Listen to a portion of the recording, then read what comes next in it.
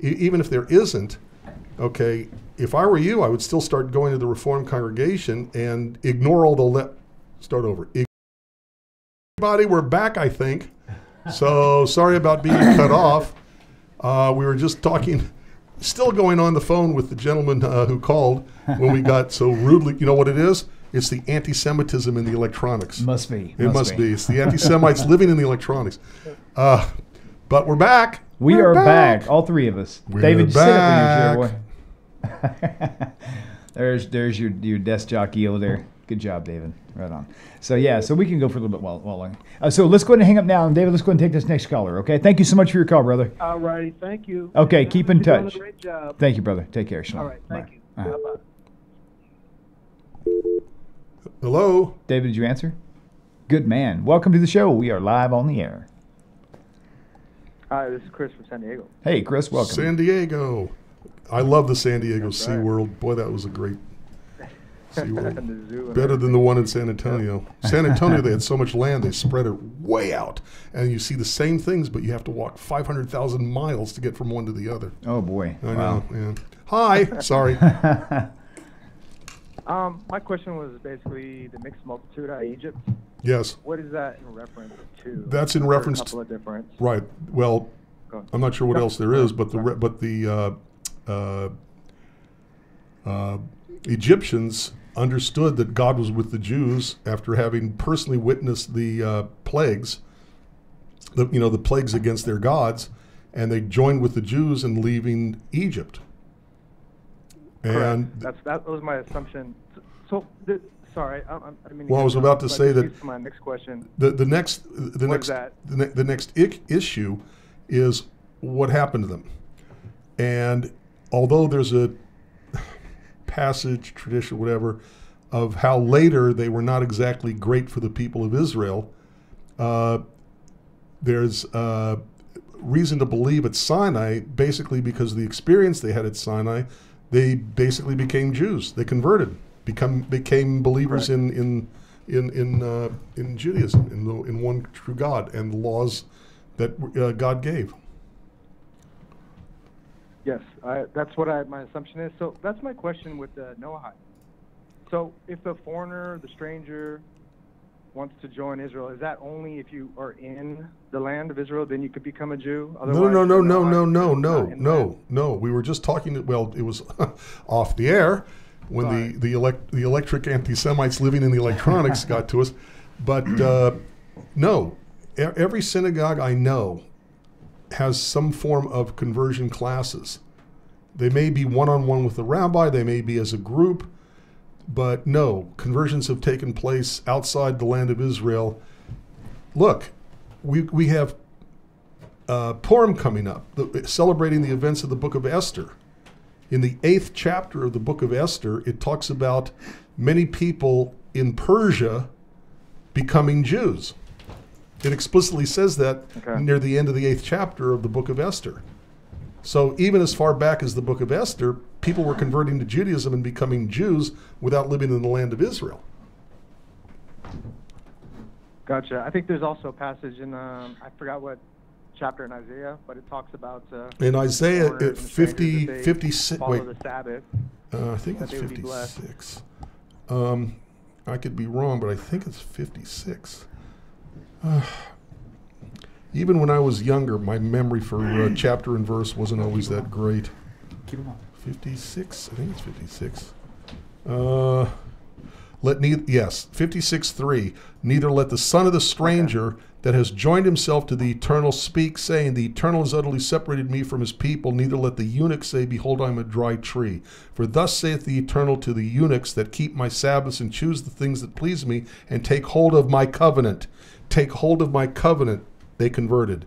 Even unto them will I give in my house and within my walls a place and a name better than of sons and of daughters. I will give them an everlasting name. They shall not be cut off. So here is an admonition to accept the convert. And, well, okay, this is Isaiah, but I'd have to check this 56th chapter. But at minimum with the book of Esther, you have the... oh, thank you. Yes, you see? David, I'm so busy talking. I forgot you could bring it up online. But at least at least by the time of the book of Esther, you had people converting to Judaism outside the land of Israel. Okay. Okay. Beautiful. Thank you so much, guys. You are very welcome. Thank What a sight to see right there, baby. You're live on Facebook. We're alive. David is hosting. Rabbi Federow is a special guest. Look at that handsome young boy right there. What's up, my man? Running all this fancy equipment, right? He's becoming the master. He is. He's doing a great job. So I figured I didn't sync it up to Facebook, so I figured maybe you can go and answer that. I'm gonna sit this here for the balance. Hello and welcome. I don't know if you can see everybody, but whatever. All right. Okay, let me have these back. Thank you, sir.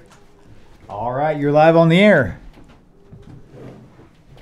Hello? Yes, I have a question for the rabbi. Go ahead. I'll do my best. Yes, in the why is it in the Christian Bible, if supposedly he came to save the Jews, etc., why does it say so many bad things about Jews?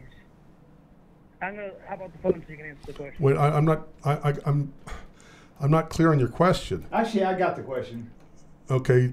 Yeah. Okay. Okay, so if he came to save the Jews, Jesus came to save the Jews. Why is the New Testament so anti-Semitic against Jews? Was that your question? That was exactly my question, but worded much better. Hey, I hate to say this, but you're right. He did because I didn't. Okay, no, that's okay. That's perfect. I understood you just fine. Okay, go ahead and hang up, and we'll talk about this for a while. I'm keeping you for a while. You're here. I'm keeping driving you for a while. back. In an hour. No, as soon as we're done. Okay. Okay. All right. Cool. Because okay. I really. Yeah. That's okay. All right. Okay. To answer your question, every single religion that comes along, especially if it replaces or competes with a previous religion, at least that they believe they came out of, they have to portray the religion they think they came out of in a negative light because they're replacing it. Think about how the Protestant church treated the Catholic church, which they clearly came out of, okay? Only until certain Protestant churches went back to Saturday observance, Seventh-day observance. I'm not including Seventh-day Adventists, by the way. Every church that celebrated the Lord's Day, which is Sunday, instead of Saturday, which is the Sabbath, is a direct product of Roman Catholicism. So, when Protestantism started, being invented by, the protesters protesting, who they protest, become Protestant. They protested against the Catholic Church. And what did they say about the Catholic Church? They're idolaters, they're horrible, et cetera, because they had to. They had to denounce what they came from because their mindset was to replace them. And that's exactly what happened with Christianity, because in their mind they came from Judaism, which they didn't. Okay, so they are, because they think they're replacing Judaism. Okay, they have to denigrate it, put it down, insult it to show their own superiority and to validate and excuse their replacing it. They have to validate themselves. It's classic psychology. Okay.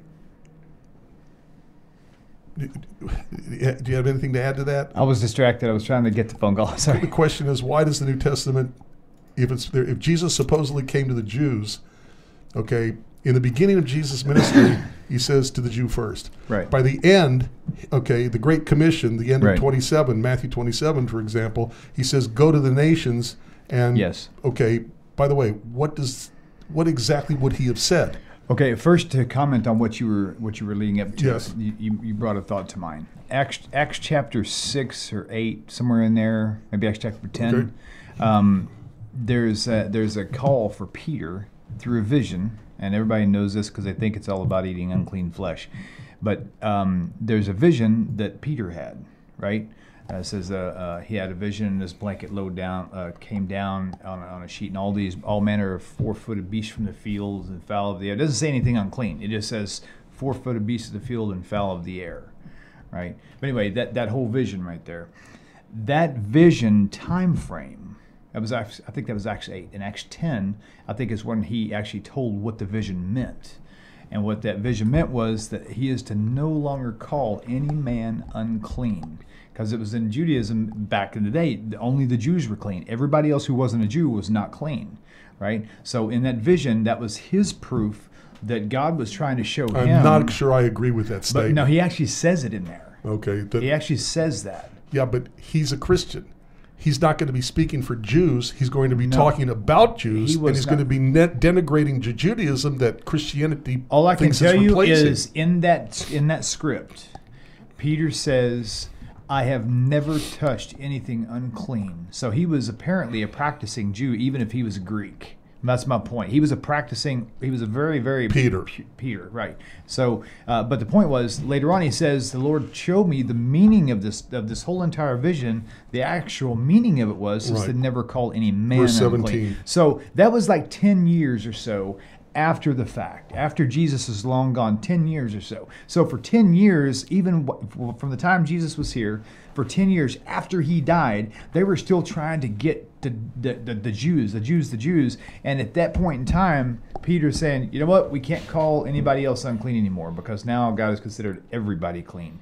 So there's a big riffraff, in my opinion, there in the whole understanding, even with Christians today. I mean, they really overlook so many things. Of course, that's sort of the reason why we have the show. But so with that said, I don't know if that answered your question, but that was, I think, a pretty important point. All right. Now I forgot the point I was going to make. It was important. I forgot what I was going to say. I'm hiding behind my mic. Yes, I can see you. And not through a screen, too. I forgot what I was going to say. It was important. What was his first? I don't remember the first question part. That's okay though. But right. that's all really good stuff and very, very important. So right, but there was a really super ultra important point I wanted to make with that, and I'm thinking to myself not to forget it. If you think of it as we go along, just bring it back up. I won't remember. We might. Okay, so is this a new color, David? I don't remember who we've answered. Okay, it's weird. Me not sitting behind the desk is really strange territory for me. Yeah, I'm but loving you're free. this. I'm you're loving, free. And I can you're high five free. you through the Skype window. I'll break my screen. So yes, go ahead. All right, welcome to the show. Thank you for your patience. And this is MetaShare. Please leave your name and number. We'll call you back soon. Hi. Hello? Yep, you are live on the air. You're on. Can you hear me? We can. Yes, you are live on the air. Great. Sorry, guys. No, it's okay. My name is Mohammed, and welcome to the show, Mohammed. I'm the infamous Muhammad Ali. Hey, yay! Oh, the rumble in the jungle, baby. Right on.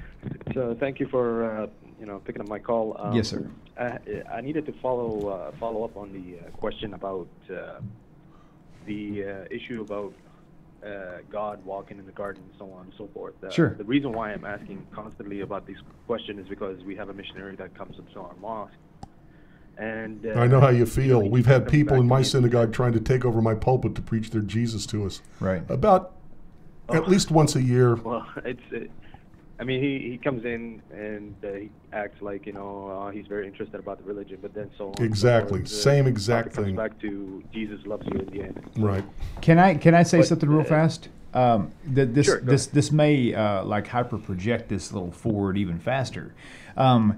Deuteronomy chapter 4 we just spoke about it earlier tonight. Mm-hmm. To me, is like one of the most dynamic points about there's no way God would have manifested himself in human form like ever in a billion years. And it's like, it's just not going to happen. He says, I did not appear to you in any form on the heaven above or earth beneath the sea. I didn't form in the male or female, referring to humans, lest you corrupt yourselves and make an image. Right? So that has never changed. So it's like, I mean, that's usually the one go-to verse I go to when I talk to people and they really try to push that point, and I'll put that out there, and that's usually the disconnect point. That's usually say, well, it's getting late, I got to go. So it's a really good disconnect point. So if you want them to just Deuteronomy 4.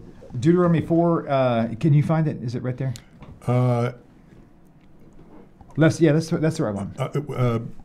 Okay. Go ahead. You can do this. I've got the Bible in front of me. Okay, cool. Okay, We're going to so put it on it's- screen it's- for everybody else to see too. Right. I don't know. How about beginning with verse 15? Okay, we're going to put it on the screen. Yeah. Chapter 4, verse 15, David. Verse 15. Take good heed to yourselves, for you saw no manner of form on the day that the Eternal spoke to you in Horeb out of the midst of the fire, lest you corrupt yourselves and make you a graven image, the likeness or form of any figure, the likeness of any male or female, the likeness of any beast that is on the earth, the likeness of any winged fowl that flies in the air, the likeness of anything that creeps on the ground, the likeness of any fish that is in the waters beneath the sea. And here's the important verse, and lest you lift up your eyes to heaven, and when you see the sun, the moon, and the stars, and all the host of heaven, should be driven to worship them and serve them, which the Eternal your God has given to all nations under the whole heaven. But the Eternal has taken you and brought you forth out of the iron furnace, even out of Egypt, to be to him a people of inheritance as you are this day.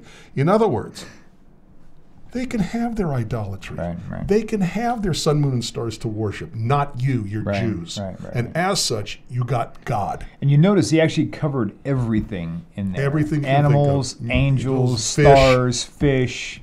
He covered everything. Humans. And he says, which God has given them. They can have it. Right. Not you. You're Jews. You have a special relationship with God. You don't need that stuff. Very good. That's stuff. I like it. Stuff. I like it. That's good. That's good. I appreciate it for that point. And the reason why I keep mentioning that is because, the whole walking in the garden and so on and so forth, you would find it on the Christian Bible itself.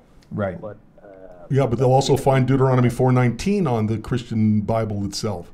That's right. That's right. But you know how they kind of skip over that. Right. Right. Well, Yeah. anything, Yeah, unfortunately, yes. anything they can read, Yeah. and anything they can interpret to make it look like it's reflecting their theology, they will do. That's why any plural reference to God, they say, "See, Trinity." But we know plural could be Yeah, 2,456,333,110. Hey, Muhammad, did you just now tune in, or have you been watching the whole show? No, I've been watching for a while. Okay, cool. So if go back and rewatch the part before we actually disconnected, where we were talking literally about that. There's a couple of really key parts in there I think that you might like. And also the last show we did with Rabbi Tovia Singer this past Sunday, we covered a lot of details on that same topic as well. So you might find that kind of handy as well. Right. Did you guys happen to cover the part where it said Jacob wrestled with God? Not on this show. We've done that before. Yes, but it says an angel of God. And the angel says, wait a you have minute, wrestled yeah, with God, you have wrestled with God and with man, and have prevailed. But it doesn't mean that the angel is God. It means you've wrestled with the idea of God, which we continue to do. You know, our theology is not the same. Our look at God isn't the same as 10-year-olds as it is when we're 20-year-olds or when we're 50-year-olds. Right. So, Judaism allows us. Thank you very much for, Thank you, Muhammad. I appreciate your call, brother. Okay, take care. Go ahead and answer the next call. He said it was good. Okay. Yeah. Okay. Okay, caller, you are live on the air. Please tell us your name. Where are you calling from? Moshe. Moshe, how are you, brother? I'm good. Good. How can we help you tonight? What are you guys talking about? Well, we're just taking calls for questions right now based on the New Testament. We're basically. So, Have you watched? I have a question about Jesus, Yeshua, Okay. the Messiah. Sure. How is that a conflict with Judaism?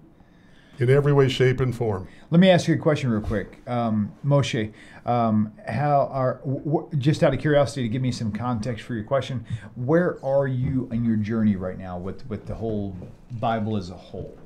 Are you? Because I'll just let me summarize in like 30 seconds or less. For me, I used to be Christian, then I moved into the messianic realm where everything was about Yeshua and the holy days.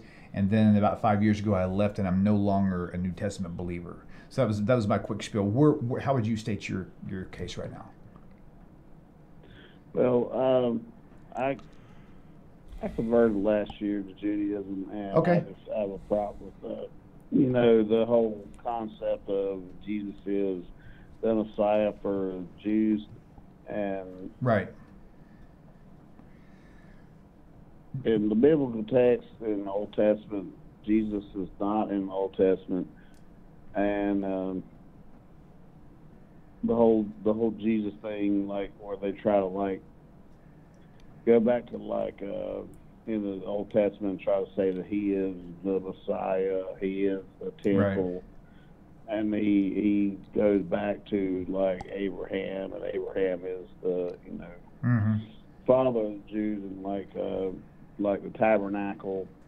Jesus is the temple, the tabernacle. Right. And The basic. That makes the basic, like Jesus Right. is the temple, Jesus is the tabernacle.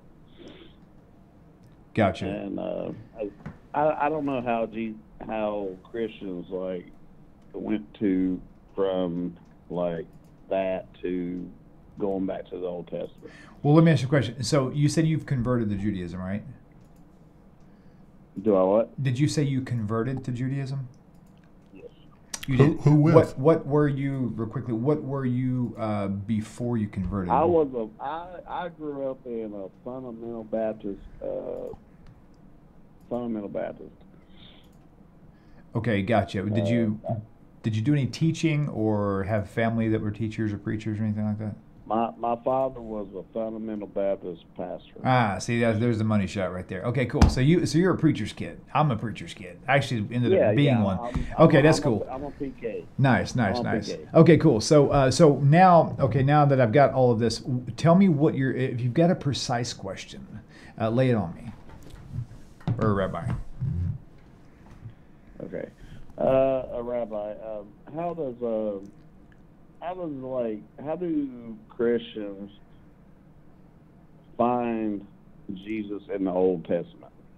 We don't. He's Christians. How do Christians find Jesus in the Old Testament? The How way do Christians find Jesus in the Old Testament? Use the bullseye thing. That. Okay, it's very simple. Look, everybody comes. I mean, I know how they do it, but I'm just asking from a rabbi's point of view. And from my point of view, it's very simple. Everybody comes to everything with pre-existing attitudes, notions, experiences, Preconceived ideas, prejudices, whatever word you want to use. If a person just broke up with their girlfriend or got broken up with by their girlfriend, and they go see a movie that has nothing to do with breakups, but there's 2 minutes of a reference to a breakup, they're going to hear that 2 minutes differently than they hear the rest of the show. Right. Because they're coming to it with raw feelings, okay? Every time we see a movie, read a book, watch something on TV, we're coming to it, whatever it is, with preconceived notions and experiences and ideas and attitudes and concepts and everything. The same thing is true with the Bible.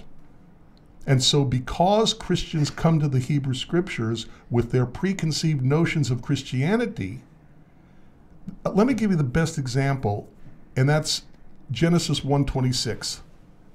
Okay, let us make man in our image. It's a plural reference to God. Okay, plural can be 2, it can be 500.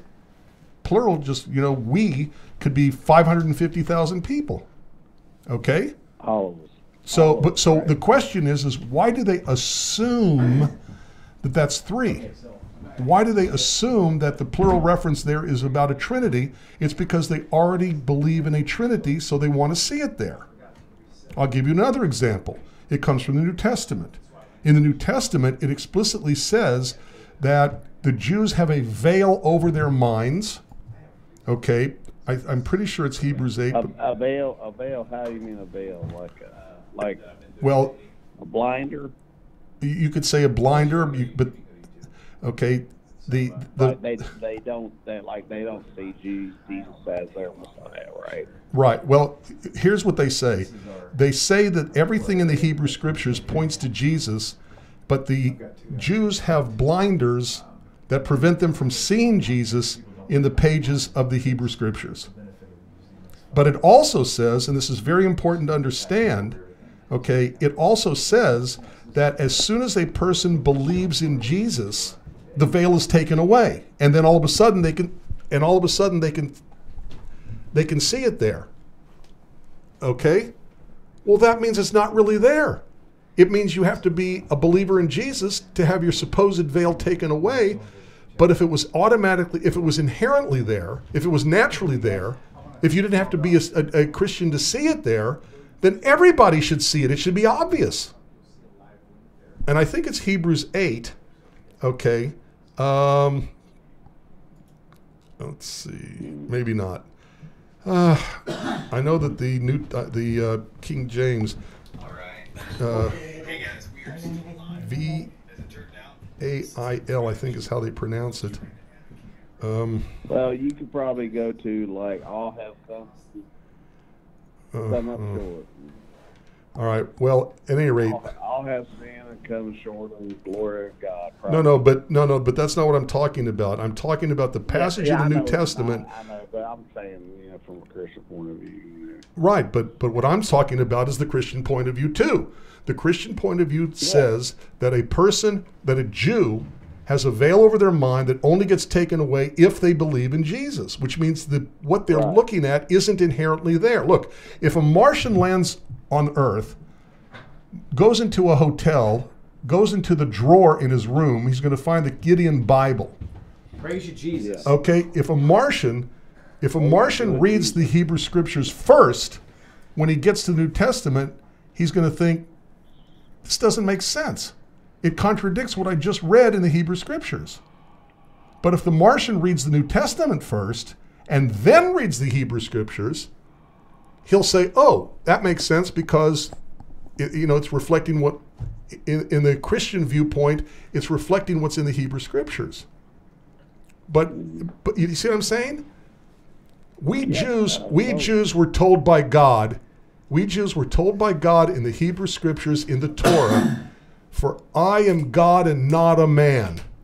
We were taught in Numbers 23:19. In Numbers 23:19, if God were a man, he'd be a liar because all men lie, and if God were being a man, then like all other men, he'd be a liar too. Okay, we're taught don't put your trust in a son of man. Jesus calls himself a son of man. We're told in the book of where is it? Deuteronomy 24:16. Every man shall be put to death for his own sin, which means which means no one else can die for your sin. We have been given a revelation from God, and we believe in that revelation. When somebody comes along like a Christian who wants to tell us that Jesus is in our Bible, we have to compare their belief with what we already know from the Hebrew Scriptures that we received from God. And when we compare it, we have to reject Christianity because it's unbiblical. Let's go ahead and disconnect the call. I totally agree with what you're saying. Okay, that's why when you ask about Christianity, Jesus in the eyes of Judaism, it contradicts everything that we believe.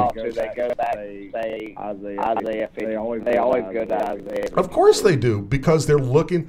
Look, the people who wrote the New Testament didn't ever meet Jesus. Matthew, Mark, Luke, and John never met Jesus. Paul never says, oh, when I was talking with Jesus, when we had lunch together.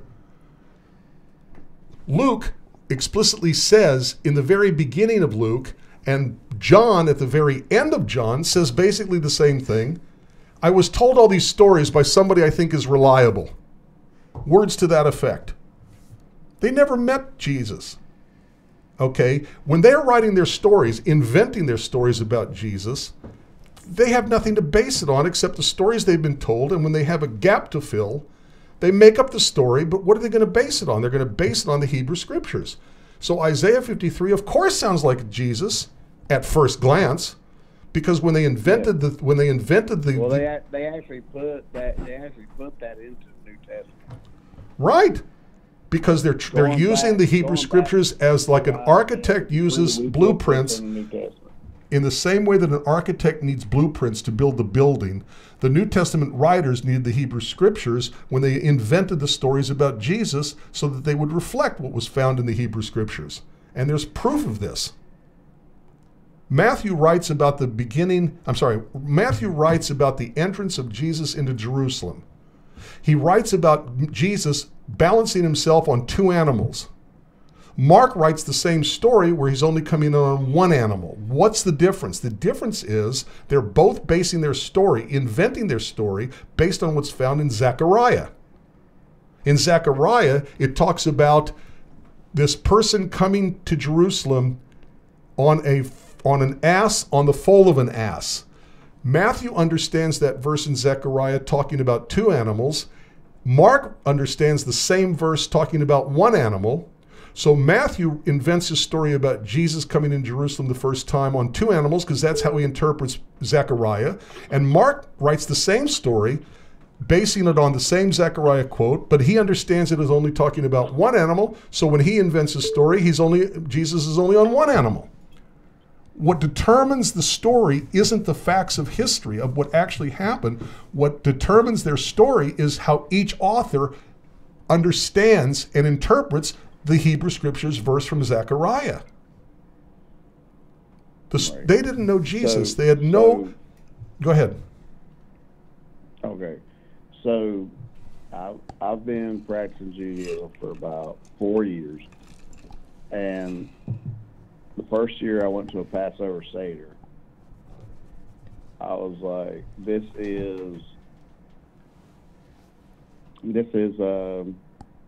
not the, like, I grew up like the Lord's Supper, you know, Jesus and his disciples. This is giving your body, giving your blood. And I was like, the first time I went to a Passover Seder, I was like, it wasn't Jesus doing that. Jesus was at a Passover Seder. No, he wasn't. Well, I'm just saying, because, like, he was breaking bread with his... yeah, that's the problem. It's exactly the problem. He was breaking bread because of the New Testament in the Greek. He was breaking bread and right. pouring wine. Yep. And my parents always said, Jesus never drank wine. He never did anything wrong. And I was like, first time I went to Passover Seder, I was like, he was just doing a Passover Seder. You have to understand a couple of things. First of all, remember what I said earlier about having their already existing attitudes, so that's how they read the Bible? Because they were Baptists and they don't believe in drinking, they're not going to admit that Jesus ever drank. Oh, no, of course. It's the same thing. They say wine, any type of wine is like, right. No, he would never drink wine. Right, even though the New Testament explicitly says he drank wine. Water into wine, because that Jesus would have never right. like gave anybody right. wine to drink. And, right, okay. Let me remind you of something. The reason there is I'm just coming from a fundamental Baptist. No, I know. Like, I believe me, I understand that. And I convert to Judaism, so I'm just telling you what I... No, I understand that. Okay, but let me remind you of something. When Jesus lived, the temple still stood. There was no... Yeah, it was there. Right. The reason why there's a Seder is because they had to invent a home ritual to replace the temple because it had already been destroyed. During the time of Jesus, there was no such thing as a Seder. There was no Seder plate. There was no 3 pieces of matzah. As a matter of fact, there wasn't 3 pieces of matzah for about 1,700 more years. Up until then, there was only 2 pieces. Okay? There's a whole history of that development, but 3 pieces of matzah didn't come on the Seder plate till about the 1700s. Okay, the point is there was no Seder plate, there was no charoset, there was no bid. The only thing that would have been at the Last Supper of Jesus was the Passover lamb, bitter herbs, and unleavened bread. Huh. And in the New Testament, okay, we got Passover coming up, but in the New Testament, in the New Testament, every time they talk about the bread at the Last Supper, the bread that they had was leavened bread. Was not unleavened bread, it was leavened bread. Okay? It was artos, not adzumos. In the original Greek of the Hebrew of the New In the original Hebrew, start over again. In the original Greek of the New Testament, it didn't say unleavened bread, which is zumos. It says artos, which is leavened bread. Okay, there's plenty of reasons to believe that even when Jesus came, had his Last Supper, it wasn't Passover yet. Okay, the point is that there was no Passover Seder plate. There was no haroset. There was no dipping parsley into salt water. There was no 3 pieces of matzah. In about the year 85, so there were no bitter herbs or anything like that. The only thing they would have had, because the temple was still standing, was the lamb or goat that they got from the temple. They would have had bitter herbs, and they would have had unleavened bread. There is no mention in the New Testament at any rendition of the Last Supper. There's no mention in the rendition of bitter herbs. Wouldn't it have been an easy symbol for Christianity to say Jesus's bitterness on the cross and make some sort of analogy with bitter herbs that way? No, I'm saying that's when I go to Passover Seder, that's what they have is bitter herbs and unleavened bread. Exactly. And they break it. Right. They break it and they dip it in the wine, Right, and all that. But I'm not coming from a Christian. I'm saying I'm like totally away from Christianity. I know that. And I'm every Passover I go, do a Jewish thing. So I'm just saying, like, I don't know what like the difference is, like the difference between what? Well, the difference between like what I grew up like saying like the communion. They say it's the same as like the Passover, Easter, whatever, and it's not. It's totally different. We took the little unleavened wafers and drank the grape juice. Right. We drank grape juice because because nothing alcoholic, because alcohol is bad. Nothing alcohol. Everything alcoholic is. Jesus didn't drink alcohol because he was totally perfect. That's Right. Which we know is nonsense, but that's okay. When I go to Passover, we drink 4 glasses of wine. Right. And, we break the bread, dip it, and we actually drop, put drops, for the, and for the blood that was lost, for the, the Egyptians that were right. But what Jew would ever come up with the idea of drinking human blood, or even if you call it symbolically, or eating human flesh, or even if it's symbolically, what Jew would ever think to do that? That's the thing that always like that's why I'm Judaism, because like why would you, like Jesus said, eat my flesh, drink my blood, and in Judaism I learned that that would be like totally sickening to anybody Jewish to like eat flesh and drink blood. I mean, why would any human being drink blood or eat flesh in any kind of symbolic way? It's like, and I learned Judaism, that's like sickening, like Yeah. I don't. Well, again, like we both said, it makes no sense Jewishly. Jesus would never have done it.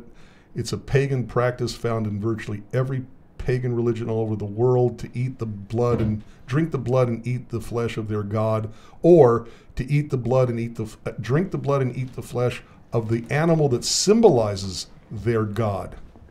So once again, it shows that the roots of Christianity are not to be found in Judaism, but rather are to be found in basically the pagan, idolatrous, dying, saving man gods of the Mediterranean world. Yeah, like I always say, the zombie man god, but I don't know. Right. Yep. I mean, I'm not trying to make anybody mad or trying to go against anybody. I'm just saying I came from a fundamental Baptist religion, and I'm totally 100% away from because that. The temple was still standing. Oh, I understand. Was the lamb or goat, the lamb or learning Hebrew, trying to get my kids away from all that stuff, and I'm just well, all I can do is wish you the best of luck, because it's very difficult to get the kids away from that. If whatever they age they are, they've grown up with it. Because now, wait a minute, Daddy, you're telling me you lied to us before? No, I'm just telling you I've learned more, and I'm passing the knowledge on to you. Yeah. Okay. I don't have any King James Version Bibles in my house anymore. I don't have. Cool. Well, except for certain verses, King James isn't that bad. I don't want to. Hey, I'll tell you this. Let me say this real fast. Actually, the King James Bible is actually what led me away from Christianity. So the King James isn't bad, like Rabbi said. You just have to know which verses to be careful with. I'm not saying it's bad. I just want translation is what right. I don't have. Okay. So, brother, we're going to let you go. We're about 45 minutes over. Well, we started late too. 15 minutes. So technically we're 30 minutes over. There we go. So I'm almost squeezing an hour out of you past your time you wanted to leave. So really, okay. So Dave, you can switch screens. I'm gonna switch. You guys have a good night. Okay, thank you, brother. Appreciate your call. And there you go. I'm gonna let David say bye to everybody. Bye. No, See you later. Bye. It was great being here in person. David, thank you. You did a great job. There you go. And we're gonna go over here, David, to the left and push that right there. Don't forget to donate to TanakTalk.com. There you go. Welcome to Tanakh Talk. I'm your. Oh wait, we're closing. This is the end. Never mind. See you later. Peace, homies. Bye.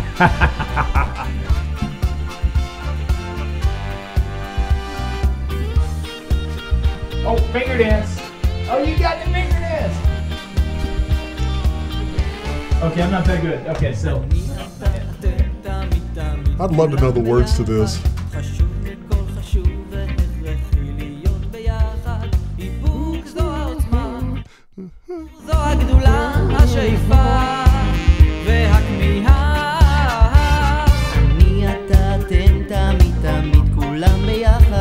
חשוב מכל חשוב והכרחי להיות ביחד. איפוק זו